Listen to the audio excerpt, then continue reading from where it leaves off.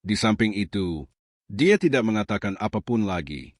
Dia tidak memohon belas kasihan, juga tidak mengatakan hal buruk tentangnya. Dia hanya menunggu dengan sabar tanggapan tuannya. Ming Xian tidak tahu apa yang dipikirkan tuannya.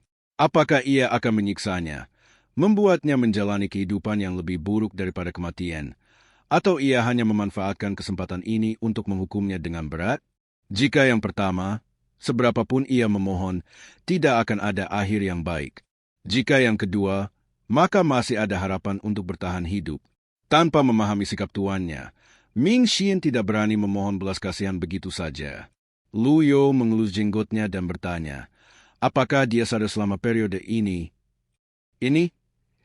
Ming Shi sangat bimbang, jadi ia sering pergi ke Gua Si Guo untuk mengunjungi Ye Tianxin. Kekeras-kepalaan Ye Tianxin sungguh di luar dugaannya. Ia sama sekali tidak mau memikirkan segala sesuatunya. Xiao Yuan hanya menonton dan tidak berani mengatakan apapun. Lu You menggelengkan kepalanya. Mencari lagi dalam pikiranku kenangan tentang Ye Tianxin. Sayang sekali tidak ditemukan apapun. Lu You tidak langsung mengambil keputusan. Sebaliknya, dia meninggalkan pavilion surga iblis dengan kedua tangan di belakang punggungnya. Melihat hal itu, Ming Shi sangat gembira dan segera bangkit dan mengikutinya. Ketika kami tiba di gunung belakang, Lu You melihat para kultivator wanita istana Yan Yue telah berkumpul dan ada tandu yang disiapkan. Hampir serempak, mereka berlutut. Lu You mengabaikannya dan berjalan menuju Gua Si Guo. Yang lainnya tidak punya pilihan selain bangkit dan mengikuti. Ketika para kultivator wanita istana Yan Yue melihat bahwa Lu You dan yang lainnya benar-benar datang ke Gua Pertobatan, mereka semua berlutut dan memohon belas kasihan. Sebelum Lu You sempat memarahinya, Ming Xian berkata dengan suara berat, "Jangan membuat masalah. Tinggalkan 3 atau 4 orang, dan sisanya, lakukan apa yang perlu kau lakukan." Awalnya aku ingin bilang, keluar, tapi melihat majikanku ada di sana, aku tak mau kehilangan kesabaran. Lu You melangkah ke Gua Si Guo. Yuan kecil mengikutinya dari dekat. Murid memberi salam kepada guru. Zhao Yu menahan dingin dan berlutut untuk memberi hormat. Lu You melambaikan tangannya sebagai jawaban, lalu berjalan menuju sudut lainnya. Ye Tianxin bersandar di dinding yang dingin dengan kepala dimiringkan. Rambutnya menutupi wajahnya, dan ekspresinya tidak terlihat. Namun, Lu You masih melihat petunjuk dari bahunya, kulit seputih giok. Lu You menyibakkan rambutnya ke samping. Ketika dia melihat wajahnya, alisnya sedikit berkerut. Namun, Xiao Yuan menutup mulutnya dan mundur selangkah. Ia belum pernah melihat wajah seperti itu sebelumnya. Apa yang terjadi, kakak senior? Xiao Yuan bertanya dengan heran. Lu You mengerutkan kening tetapi tidak terkejut. Dia bertindak sangat tenang, seolah-olah dia tahu hari ini akan tiba. Faktanya, ketika Lu You pertama kali bertemu Ye Tianxin, dia sebenarnya lebih terkejut daripada sekarang. Tetapi situasi saat itu tidak memungkinkannya untuk berpikir terlalu banyak. Saat pertama kali bertemu Ye Tianxin, saya merasa dia tidak ternoda oleh lumpur, murni namun tidak genit. Yang lebih penting, antarmuka sistem menunjukkan perintah yang sama sekali berbeda dari biasanya. Nama, Ye Tianxin. Ras, kulit putih. Kultivasi, alam kesengsaraan jiwa, dihapuskan. Nilai kebencian, 40%. Nilai kebencian telah turun drastis. Tapi, intinya bukan di sini, tapi pada ras. Saat pertama kali bertemu mereka, Lu You menyadari poin penting ini.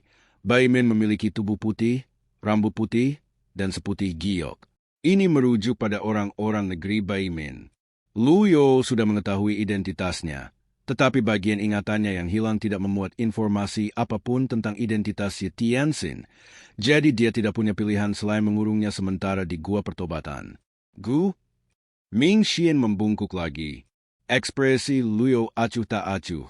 Ia berkata, gendong dia kembali. Ya. Ming Xian sangat gembira dan segera memanggil 2 kultivator wanita dari istana Yan Yue untuk membawa Ye Tianxin keluar. Hanya Zhao Yue yang tersisa di Gua Si Guo. Tatapan mata Lu You menyapu alisnya, dan melihat bahwa teratai emas masih ada di sana, dia berkata, Zhao Yu. Muridnya ada di sini. Ini adalah pavilion surga iblis, Dan ini satu-satunya tempat kau bisa bertahan hidup. Pembatasan sihir ini tidak hanya akan menyegel kultivasimu, tetapi juga mengungkap lokasimu, kata Luyo. Guru, aku mohon ampuni aku dan cabut larangan sihirmu, kata Zhao Yu sambil bersujud di tanah. Apakah menurutmu aku bisa melanggar batasan ini? Tanya Luyo. Ini? Zhao Yu berpikir sejenak dan melanjutkan. Murid, saya tidak tahu. Kalau kau sudah menemukan jawabannya, barulah kita bisa bicara soal sihir. Luyo pergi sambil melambaikan lengan bajunya. Dia melihat bahwa loyalitas Zhao Yue hanya sekitar 30. Ini jelas jauh dari cukup. Terlebih lagi, ini adalah pertama kalinya Luyo berhadapan dengan sihir. Membunuh seseorang lebih mudah karena kartu serangan kritis bisa menyelesaikan masalah. Namun, menghilangkan sihir bukanlah sesuatu yang bisa diselesaikan hanya dengan kartu pendukung. Zhao Yue sedang gelisah, jadi cara terbaik adalah mengurungnya sementara di Gua Si Guo. Meninggalkan gua refleksi, Luyo kemudian berjalan menuju pavilion selatan. Di sanalah 9 murid pernah tinggal. Xiao Yuan Er dan Ming Xian buru-buru mengikutinya. Guru, kakak senior Tianxin, mengapa ini terjadi? Luyo tidak menjawab pertanyaan Xiao Yuan Er, tetapi melambaikan tangannya dan memasuki ruangan sendirian. Yang lain tidak berani masuk dan hanya bisa menunggu di luar. 4 atau 5 kultivator wanita dari istana Yanyue berlutut di pintu, tampak khawatir. Duan Musheng, Pan Zhong, dan Yo Jifeng bergegas setelah mendengar berita itu. Duan Musheng sedang menyeret rantai, tetapi itu tidak memengaruhi kecepatannya sama sekali. Sepertinya luka-lukanya hampir pulih. Ming Xian menggelengkan kepalanya dan berkata, itu tidak optimis. Duan Musheng mengerutkan kening dan berkata, si tua 4, apa yang terjadi? Semua orang memandang Ming Xian. Ming Xian menghela napas dan berkata, saya hanya tahu bahwa adik ke-6 dibawa kembali oleh guru dari desa Yulong di selatan sungai Tianjiang di Dayandu, dan dia telah tinggal di pegunungan sejak dia masih kecil. Ming Xian tidak berani bicara terlalu banyak tentang gurunya. Jika dia menyinggung gurunya, konsekuensinya tak terbayangkan. Pan Zhong menyela saat ini, selatan sungai Dutian itulah wilayah 3 sekte Yuntian Luo. Saat menyebutkan 3 sekte Yuntian Luo, ekspresi semua orang tampak sedikit tidak wajar. Yuan Er kecil, di sisi lain, tidak terlalu khawatir. Ia bergumam bingung. Kakak keempat, kakak senior, aku masih belum mengerti. Ming Xian berkata lembut, segala sesuatu di bawah langit adalah milik raja. Dahulu kala, terdapat ras-ras alien di wilayah Dutianjiang, dan para kultivator seringkali saling bertarung. Ketika guru membawa adik perempuan Tianxin kembali, desa Yulong menghilang tak lama kemudian. Duan Musheng sedikit mengernyit. Mungkinkah guru melakukan ini jadi? SST? Ming Xian terkejut. Baru saja selesai mengatakan ini. Suara rendah datang dari ruangan. Apakah itu sudah cukup? Duan Musheng dan Ming Xian merasakan firasat buruk di hati mereka. Semuanya sudah berakhir. Tampar satu sama lain 30 kali dan renungkan kesalahanmu di dalam gua selama 3 hari. Suara Luyo tidak ringan maupun berat. Keduanya menangis. Ming Xian memutar matanya ke arah Duan Musheng berulang kali. Tentu saja, yang lain tidak berani bergabung, apalagi bernapas lega. Aku tidak takut pada lawan yang bagaikan dewa, tetapi aku takut pada rekan setim yang bagaikan babi. Keduanya hanya bisa menunduk ke arah rumah dengan wajah sedih. Murid menerima hukuman. Yo Jifeng dan Pan Zhong dulunya sangat angkuh dan belak-belakan, tetapi setelah tiba di Gunung Jinting, mereka terpaksa bersikap rendah hati dan rendah hati. Gosip memang ada harganya. Di dalam rumah, setelah Ye Tianxin meninggalkan Gua Si Guo yang dingin, kesadarannya sedikit pulih. Namun, karena kultivasinya telah hancur dan dia belum mampu pulih dari cederanya, tidak mudah baginya untuk bertahan sampai sekarang. Ye Tianxin membuka matanya dengan mengantuk. Cahayanya cukup terang. Ketika dia melihat tuannya berdiri di depannya, secara naluriah dia mundur. Luyo terdiam. Ke-9 muridnya, kecuali Xiao Yuan Er, semuanya takut padanya. Tuan, Tuan. Ye Tianxin tidak percaya bahwa tuannya akan menyuruh seseorang mengirimnya masuk ke dalam rumah. Ekspresi Luyo acuh tak acuh. Ia menggelengkan kepala dan berkata, Aku tidak punya murid sepertimu. Suara Ye Tianxin terdengar seperti naluri. Dia menyadari bahwa dia telah mengatakan hal yang salah dan segera mendongak, berkata dengan keras kepala, "Aku pantas menerima nasib ini." "Kamu pantas mendapatkannya," kata Lu You. Ye Tianxin begitu terhambat sehingga dia tidak bisa berbicara. Dia tidak berani menanggapi dengan kata-kata kasar lagi. "Saya takut melibatkan para suster di istana Yanyue." Ruangan itu sunyi. Suasana hening sejenak. Ye Tianxin teringat kembali pada apa yang dikatakan kakak keempatnya di gua perenungan. Setelah ragu sejenak, akhirnya dia berkata, "Orang tua itu bisa membantai seluruh desa Yulong, mengapa kau tidak membunuhku juga?" Ada nada sarkasme dalam suaranya. Mendengar ini, Lu You merasa aneh. Karena dalam ingatannya, tidak ada yang namanya pembantaian seluruh desa Yulong. Dia melihat bahwa ketika Ye Tianxin mengatakan ini, dia jelas emosional. Dan nilai kebencian, yang awalnya hanya 40%, berfluktuasi ke atas seiring emosinya. Dapat dilihat bahwa kunci dari kebencian itu adalah apa yang dikatakannya. Lu You tidak berani memastikan apakah dia pernah melakukan ini sebelumnya. Akan tetapi, jika dilihat dari ingatan di kepalaku, walaupun Jitian Dao adalah iblis yang paling kuat di dunia dan telah melakukan banyak hal yang keterlaluan, dan bahkan lebih kasar dan kejam terhadap pengikutnya, dia tidak akan bertindak sejauh itu dengan membantai orang-orang yang tidak bersalah. Pertanyaannya sama lagi, bagian memori yang hilang itu sangat penting. Mengapa itu hilang? Sekuau perjalanan waktu, tidak ada gunanya memikirkan hal-hal ini sekarang. Lu You hanya bisa mencari jawabannya selangkah demi selangkah. Matanya tertuju pada Ye Tianxin dan berkata, "Apakah kamu melihatnya dengan mata kepalamu sendiri?" Ye Tianxin tertegun sejenak. Ekspresinya agak tidak wajar, tetapi dia tetap berkata, "Tidak ada bedanya dengan melihatnya dengan mata kepala sendiri." Lu You menggelengkan kepalanya dan berkata, "Kalian bersembilanlah yang paling mengenalku. Pernahkah aku merahasiakan tindakanku?" Ye Tianxin terdiam. Perlukah laki-laki ini, yang dipandang dunia sebagai ahli ilmu hitam paling sakti dan nomor 1 dalam daftar hitam, menyembunyikan 1 atau 2 perbuatan jahatnya? "Kamu Tianxin." Lu You membisikkan namanya lagi, membuat hati Ye Tianxin bergetar. "Kalau mereka tahu kaulah yang sengaja menyiramku dengan air kotor." Dia tidak menyelesaikan sisa kata-katanya. Maknanya jelas, Lu You bukan lagi Jitian Dao di masa lalu.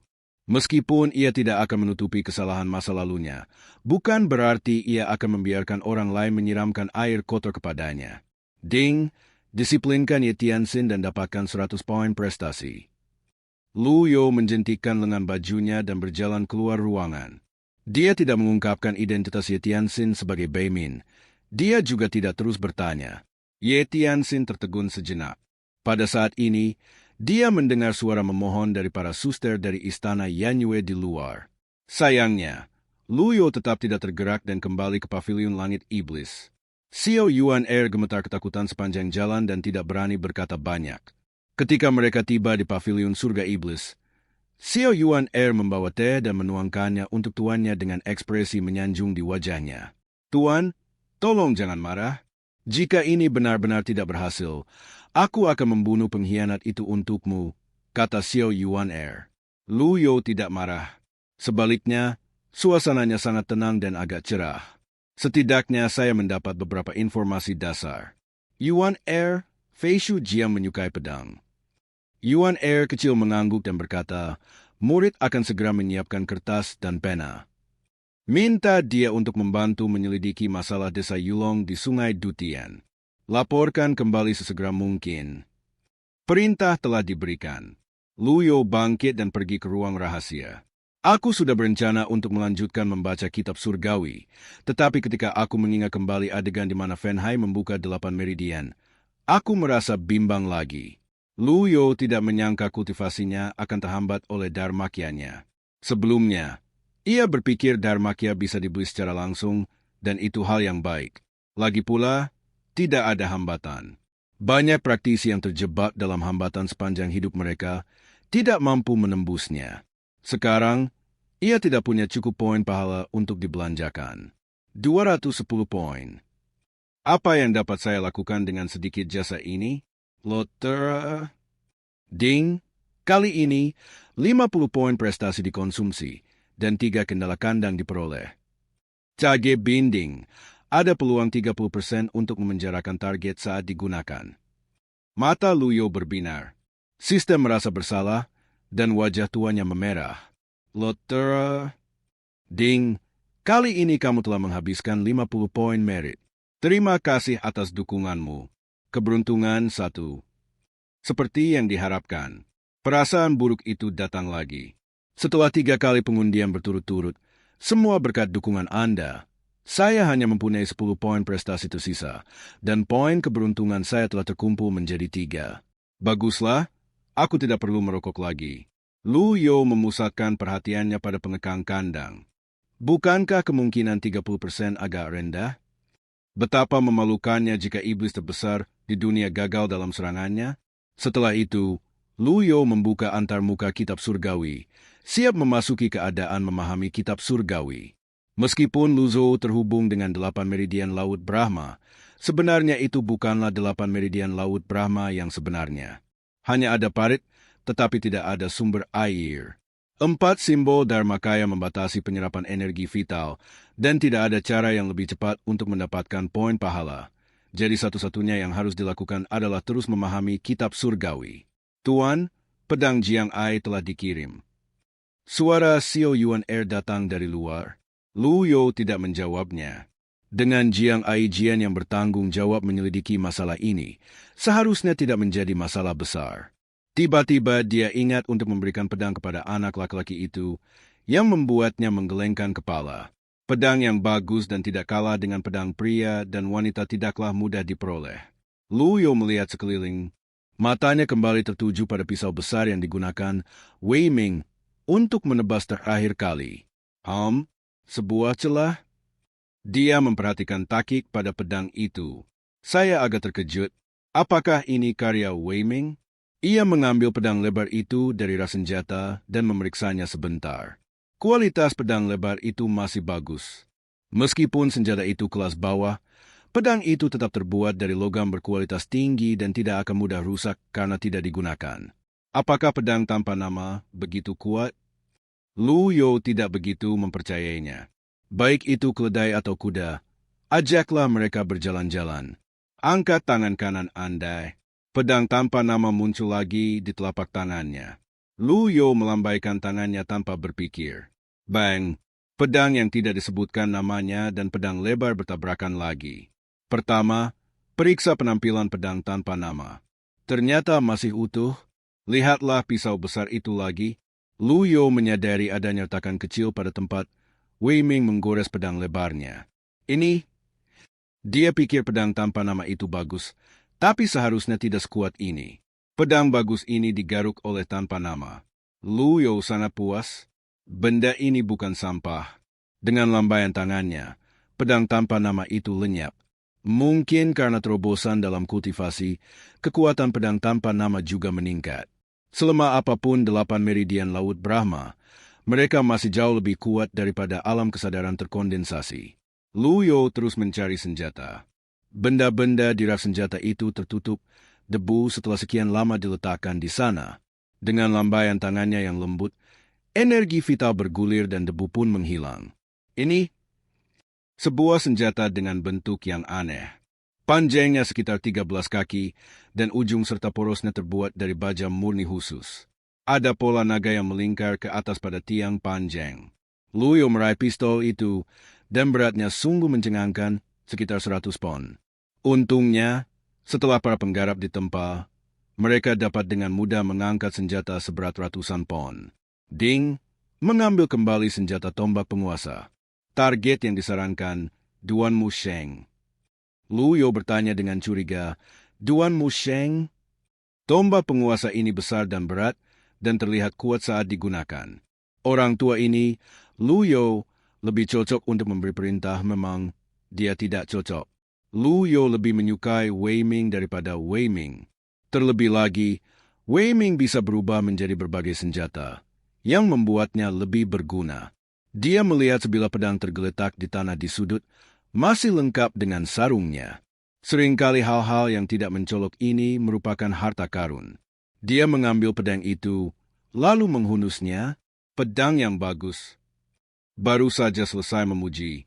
Klik, rusak, wajah tua Luyo memerah. Lemparkan pedang itu ke tanah. Serapu kertas dan mudah pecah jika disentuh. Bagaimana mungkin produk cacat seperti itu disimpan di ruang rahasia? Luyo segera kehilangan minat pada senjata lain di ruangan itu. Soal pedang Jiang Aijian, kita bahas nanti. Ngomong-ngomong, belum ada kepastian waktu pengerjaannya. Dia tidak punya waktu untuk pilih-pilih. Jadi dia membiarkan beberapa muridnya menyelesaikannya suatu hari nanti. Kemudian dia kembali ke tempat asalnya, duduk bersilat dan mulai berlatih. Pagi berikutnya, Yuan Er kecil melompat ke pavilion langit iblis. Tuan, orang tak tahu malu itu telah membalas. Luyo meliriknya dengan tenang dan berkata, bacalah. Xiao Yuan Er berdaham dan menirukan pola bicara Jiang Aijian, lalu berucap, pertama, dunia kultivasi belum menemukan bukti pembantaian desa Yulong di Sungai Dutian, tetapi berkas kasus istana dan berkas kasus lokal memiliki beberapa petunjuk. Investigasi menunjukkan bahwa pelakunya adalah Jitian Dao, yaitu Anda sendiri. Kedua, kasus pertama telah dipastikan telah dimanipulasi. Tersangka terbesar saat ini adalah Komandan Kavaleri Hitam, Fen Siwen. Kavaleri Hitam berada langsung di bawah komando Kaisar dan merupakan anggota pasukan rahasia Garda Kekaisaran. Dua informasi tambahan. Pertama, tidak ada yang percaya pengakuan Zhao Shuo dari kota Runan tentang identitas asli Anda. Kedua, senior, jangan lupakan pedangku. Hahaha. Itu cukup normal pada awalnya. Setelah ini, tawa Xiao Yuan Er yang masih di bawah umur terasa aneh. Tetapi, tak satu pun dari ini penting. Jiang Aijian memang orang yang berbakat. Begitu cepat menemukan masalahnya. Kavaleri Hitam Fen Siwen, gumam Luyo. Guru, apakah orang ini sangat sakti? Luyo tidak menjawab pertanyaan Xiao Yuan Er. Akan tetapi, tampaknya tidak ada orang seperti itu dalam ingatanku. Dia seharusnya adalah orang yang tidak terlalu penting. Telepon yang keempat. Oh? Xiao Yuan Er sedikit bingung, tetapi dia tetap pergi ke Gua Si Guo. Tidak lama kemudian, Ming Xian berlari menghampiri dengan ekspresi menyanjung di wajahnya. Bisa keluar lebih baik daripada apapun. Dia benar-benar tidak ingin tinggal di Gua Si Guo itu sedetik pun. Guru, semoga Anda sehat. Ming Xian membungkuk dalam-dalam. Luyo berkata dengan tenang, Guru punya tugas untukmu.